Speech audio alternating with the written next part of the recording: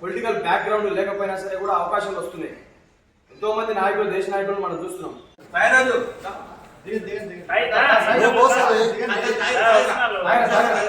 కొంచెం జరగండి దగ్గరికి. జై శ్రీరామ్, జై శ్రీరామ్, జై శ్రీరామ్, జై శ్రీరామ్. భారత్ మాతా కి జై, భారత్ మాతా కి జై. నరేంద్ర గారి నాయకత్వం.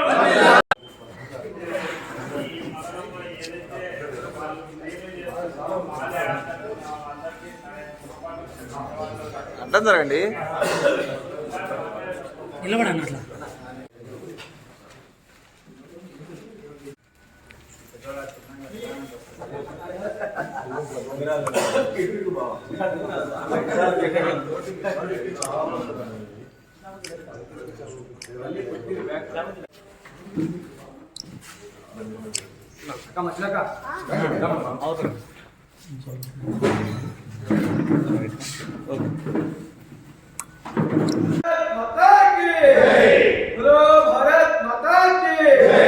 నరేంద్ర మోడీ గారి నాయకత్వం, నరేంద్ర మోడీ గారి నాయకత్వం, నరేంద్ర మోడీ గారి నాయకత్వం.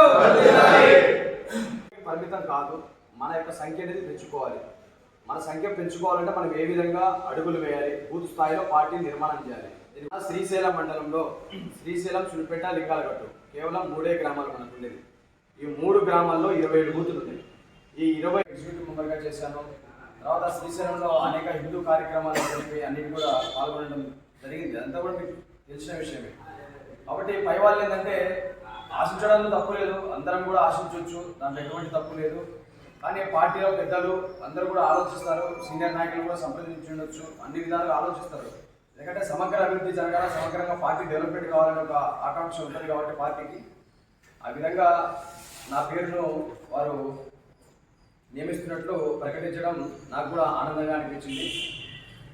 ఈ సందర్భంగా మన రాష్ట్ర నాయకత్వానికి, మన రాష్ట్ర అధ్యక్షురాలు శ్రీమతి పురంధేశ్వరి గారికి, సంఘటనా మంత్రివర్యులు మల్లికార్జున గారికి, మరి మన జిల్లా రిటర్నింగ్ అధికారి చంద్రమౌళి గారికి, జిల్లా ఇన్ఛార్జ్ రమేష్ నాయుడు గారికి, అందరికీ కూడా పేరు పేరున హృదయపూర్వక ధన్యవాదాలు. ఇప్పుడు ఒక శకం అయిపోయింది మనది. ఇదివరకు జరిగిందంతా ఒక ఎత్తు, ఇప్పుడు జరగబోయేది ఒక ఎత్తులాగా మనం అందరం కూడా సమిష్టిగా చేయాల్సిన అవసరం ఉంది.